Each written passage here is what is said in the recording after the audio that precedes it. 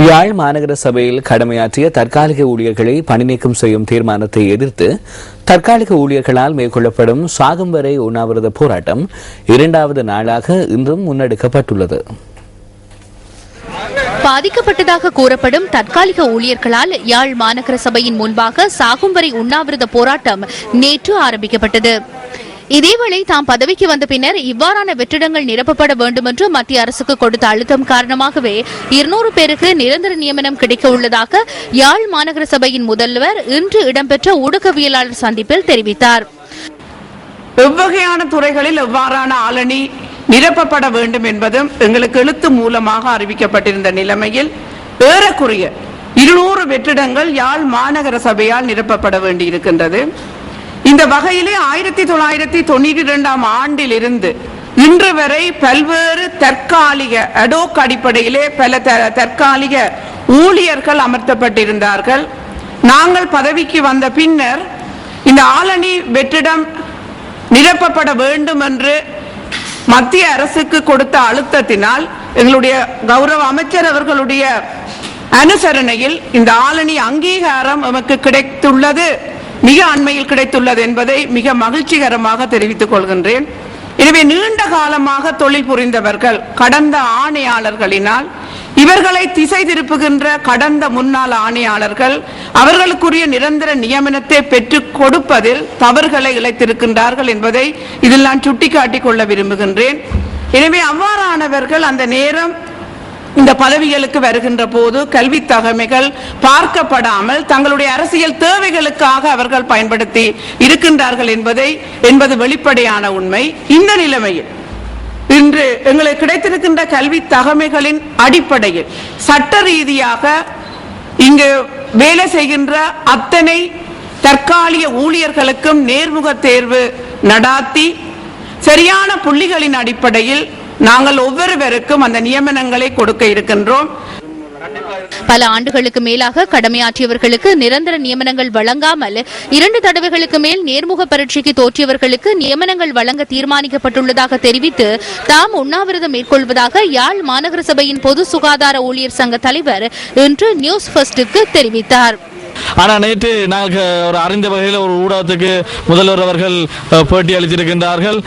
தாங்கள் எப்படியாவது 200 பேருக்கு நிரந்தர நியமனம் வழங்குவோம் என்று சொல்லி இப்படி சொல்லுகிற இந்த யாழ் மாநகர சபை முதல்வர் அவர்கள் தனக்கென்று சொல்லி 200 பேரை இன்றைக்கு வேலை வாய்ப்பு கொடுத்து உள்ளுக்கு வைத்துக் கொண்டிருக்கின்றார்.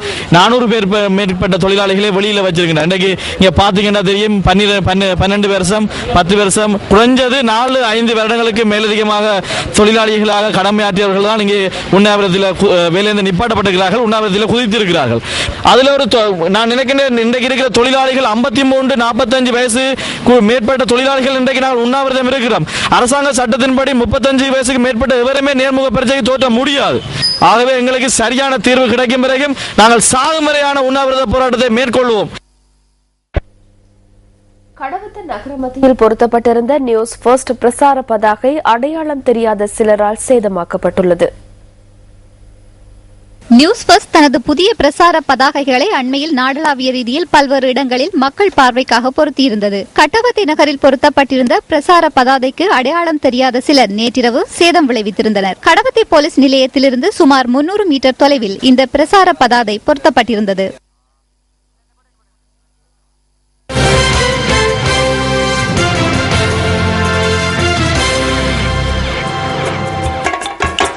பாகீர் முஹைதீன் சாகுல் ஹமீத் தனது நாளாந்த பணிக்காக செல்கின்றார். உழைத்து வாழ்தல் என்பது உன்னதமானதொரு வாழ்வை உணரச் செய்கிறது. உழைக்கும் மனிதர்கள்தான் இந்த பூமியை இயக்கிக் கொண்டிருக்கிறார்கள். அங்கத்தில் உள்ள குறைகளை வலுவாக மாற்றும் மனிதர்கள் முழு மனித சமூகத்திற்கும் நம்பிக்கை தருபவர்கள். சாகுல் ஹமீதின் ஒவ்வொரு கையிலும் இருப்பது 2 விரல்கள் மாத்திரமே. ஆனாலும் எண்ணற்ற விரல்களை கொண்ட ஒரு அபூர்வ மனிதனைப் போல் அவர் தனது தொழிலில் ஈடுபட்டுக் கொண்டிருக்கிறார். கிழக்கு மாகாணத்தின் மட்டக்களப்பு மாவட்டத்தில் மஞ்சந்தொடுவாய் கிராமத்தில் வசிக்கும் 55 வயதான சாகுல் ஹமீத் 3 பிள்ளைகளின் தந்தையாவார். துவிச்சக்கர வண்டி திருத்தகம் ஒன்றை நடத்தும் சாகுல் ஹமீதிற்கு நாளொன்றுக்கு 1000 ரூபாய் வருமானம் கிடைக்கிறது.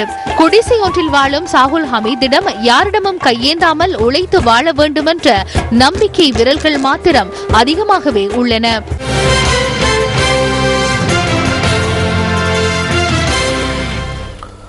அண்மையில் நிறைவடைந்த வடமாகாண சபைக்கான தேர்தலின் போது தமிழ் தேசிய கூட்டமைப்பினால் வெளியிடப்பட்ட தேர்தல் விஞ்ஞாபனத்துக்கு எதிராக தாக்கல் செய்யப்பட்ட 5 மனுக்கள் இன்று உயர்நீதிமன்றத்தினால் விசாரணைக்கு எடுத்துக் கொள்ளப்பட்டன. தேசப்பற்றுள்ள தேசிய இயக்கத்தின் கலாநிதி குணதாஸ் அமரசேகர மற்றும் பெங்கமுவே நாலக தேரர் உட்பட 5 இந்த மனுக்கள் தாக்கல் செய்யப்பட்டிருந்தன. வடமாகாண சபைக்கான தேர்தலின் பொருட்டு தமிழ் தேசிய கூட்டமைப்பினால் வெளியிடப்பட்ட தேர்தல் விஞ்ஞாபனத்தில் தனிநாடு ஒன்றை ஸ்தாபிப்பது தொடர்பிலான சந்தேகம் தென்படுவதாக மனுக்களில் குறிப்பிடப்பட்டுள்ளது. தமிழ் தேசிய கூட்டமைப்பின் தேர்தல் விஞ்ஞாபனம் அரசியலமைப்புக்கு எதிரானது என நீதிமன்றம் தீர்ப்பளிக்கும் என நாம் நம்புகிறோம்.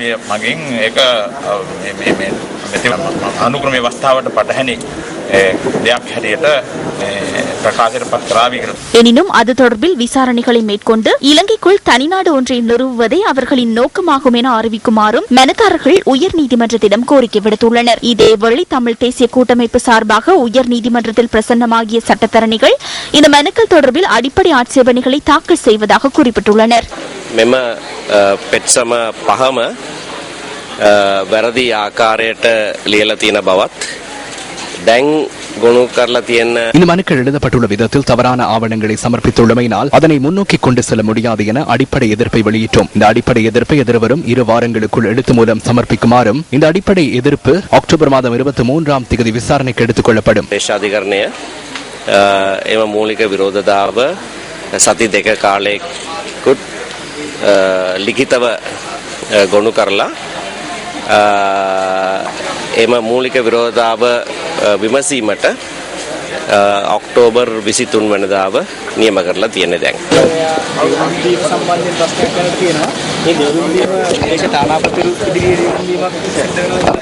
ඒ විරුන්දීම ආණ්ඩුකාරයා ඉදිරිපිට තමයි තියන්න ඕනේ කියලා මතයක්. ஆளுநர் முன்னிலையிலேயே சத்தியப்பிரமாணம் இடம்பெற வேண்டும் என்ற எண்ணம் ஒன்று உள்ளது. அவ்வாறு செய்ய வேண்டிய தேவை கிடையாது என்பதை அரசியலமைப்பை காட்டினோம். யார் முன்னிலையில் சத்தியப்பிரமாணம் செய்து கொள்ளப் போகிறோம் என்பதனை ஆளுநருக்கு கூறியுள்ளோம். அதனை அவர் ஏற்றுக்கொண்டார். அவ்வாறு கூறியதன் பின்னரே நியமன கடிதத்தை வழங்கினார். சத்தியப்பிரமாணத்தின் பின்னர் கடமைகளை பொறுப்பேற்க உள்ளோம். அதனால் யார் முன்னிலையில் சத்தியப்பிரமாணம் செய்து கொள்ளப் போகின்றோம் என்பதில் தீர்மானம் கிடையாது. වැඩ බාර ගන්න පුළුවන් කියලා. ඉතින් කාගේද ඉදිරිපිට දිවුරුන් දෙන්න ඕනේ කියන තීරණය තාම අපි අරගෙන නැහැ. මේ ජනාධිපති ඉදිරියේ දිවුරුන් දීමක් වෙන්නේ නැහැ. තීරණය ගත්ත தீர்மானம் ஒன்று எடுக்கப்பட்டதன் பின்னர் நாம் கூறுகிறோம். தீர்மானம் எடுப்பதற்கு முன்னர் தீர்மானத்தை எவ்வாறு கூறுவது? මේ හරි වැඩක් නේ.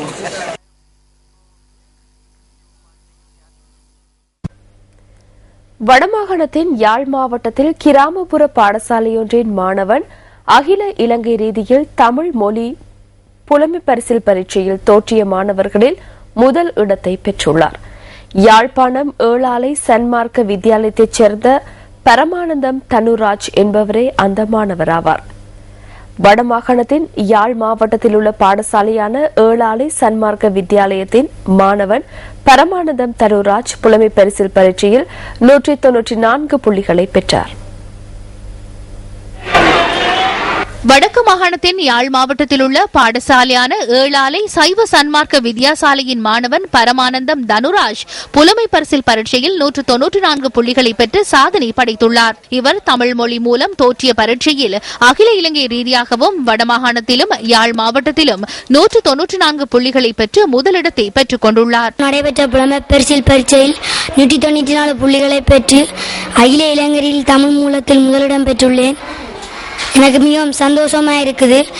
எனது இந்த வெற்றிக்கு காரணம் அதிபர் Padmanesan sir, Kosala teacher, Vasanthi teacher, பெற்றோர், நண்பர்கள். கிராமப்புறத்தில் அமைந்துள்ள ஏழாலை சைவ சன்மார்க்க வித்யாசாலை பாடசாலையில் 95 மாணவர்கள் புலமை பரிசில் பரீட்சையை எழுதியிருந்தனர். இவர்களில் 23 மாணவர்கள் பரீட்சையில் சித்தி பெற்று சாதனை படைத்துள்ளமை குறிப்பிடத்தக்கது.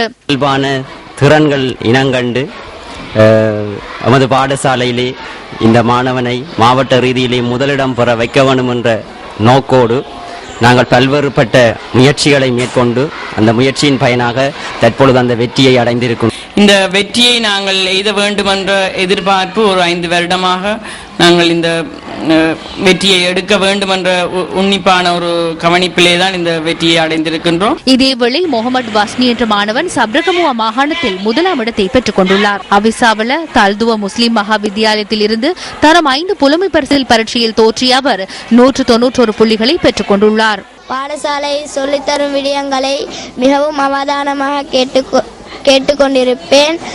பாடசாலை நடாத்தப்படும் மாலை நேர வகுப்புகளுக்கு கலந்து கொண்டேன். வேறு எவ்வித வகுப்புகளுக்கும் செல்லவில்லை.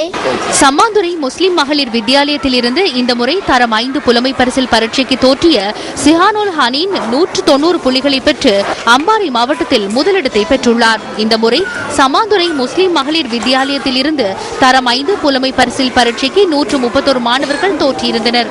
இவர்களில் 41 மாணவர்கள் சித்தியடைந்துள்ளமை குறிப்பிடத்தக்கது. சிங்கப்பூர் பெட்ரோ சைனா நிறுவனத்திடமிருந்து கடந்த 29ஆம் திகதி இறக்குமதி செய்யப்பட்ட 90 ஆக்டேன் ரக 40,000 மெட்ரிக் டன் பெட்ரோலில் 30,000 மெட்ரிக் டன் பெட்ரோல் உரிய தரத்தை கொண்டிருக்கவில்லை என பெட்ரோலிய கூட்டுத்தாபனம் தெரிவிக்கின்றது. எனினும் இவ்வாறான தரமற்ற பெட்ரோலை விநியோகிக்கும் நிறுவனங்களுக்கு எதிராக கூட்டுத்தாபனம் எவ்வித நடவடிக்கையும் எடுக்கவில்லை என பெட்ரோலிய தொழிற்சங்கங்கள் குற்றம் சாட்டுகின்றன.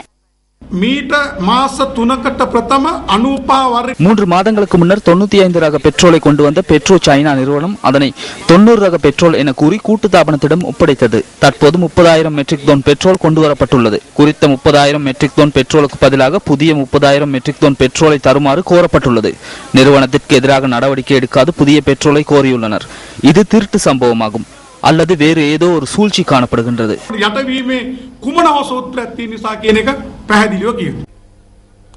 பெட்ரோல் விவகாரம் தொடர்பில் தேசிய ஐக்கிய முன்னணியின் தலைவர் அசாத் சாலி கருத்து தெரிவித்தார். மீண்டும் அந்த கழிவு பெட்ரோலை கொண்டு வந்துள்ளனர். கழிவான பெட்ரோலையும் டீசலையும் கொண்டு வருகின்றனர். இதனை உபயோகிக்க முடியாது என பெட்ரோலிய கூட்டுத்தாபனத்தில் கூறுகின்றனர். எனினும் தற்போது அது சிறந்தது என அமைச்சர் கூறுகின்றார். பணத்தை கொடுத்து பெட்ரோல் தரமானதாக மாற்றுகின்றனர். தரமற்ற டீசலை கொண்டு வருகின்றனர். பணத்தை வழங்கியதும் டீசல் தரமானதாக மாறுகின்றது. எனினும் வாகனங்களில் இயந்திர கோளாறுகள் ஏற்படுகின்றன. இவ்வாறான ஊழல் மிகுந்த அரசாங்கம் ஒன்று வரலாற்றில் என்றுமே இருந்தது கிடையாது. இதேவேளை இந்த ஊடகவியலாளர் சந்திப்பில் மேலும் கருத்து தெரிவித்த கலாநிதி விக்ரமபாகு கருணாரத்ன மற்றும் ஜனநாயக மக்கள் முன்னணியின் தலைவர் மனோ கணேசன்,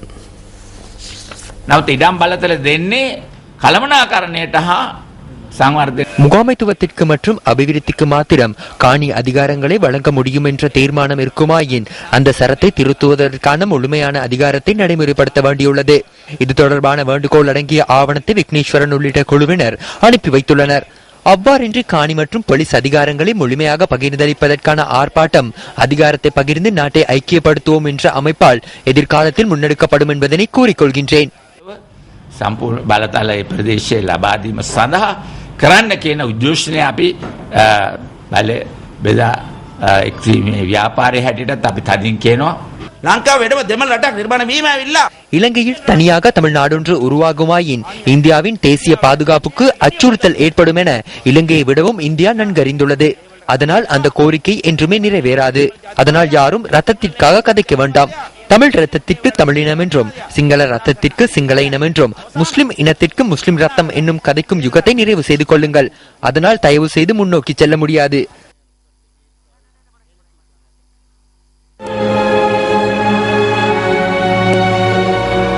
சீர்திருத்தவாதியின் பாதை ரோஜா மலர்கள் தூவப்பட்டதல்ல. மகாத்மா காந்தி.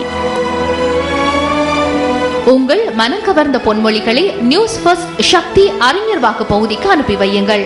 மின்னஞ்சல் முகவரி newsfirst@maharaja.lk.